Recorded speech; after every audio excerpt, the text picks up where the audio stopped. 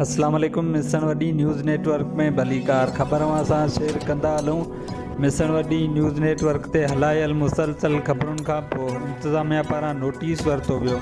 Mukhtar car तलको झंडो मरी पारां अॼु मिशन वडी जो दौरो कयो वियो, जिते मुख़्तलिफ़ पहाड़नि जो विज़िट कयो वियो।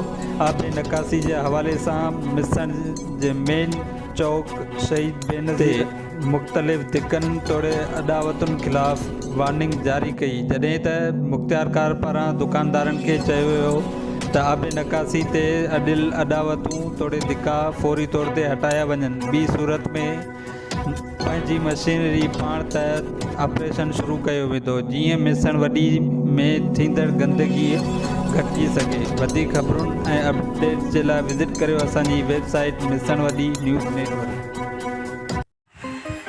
वीडियो एडिटिंग सर्विस में खुश आमदीद।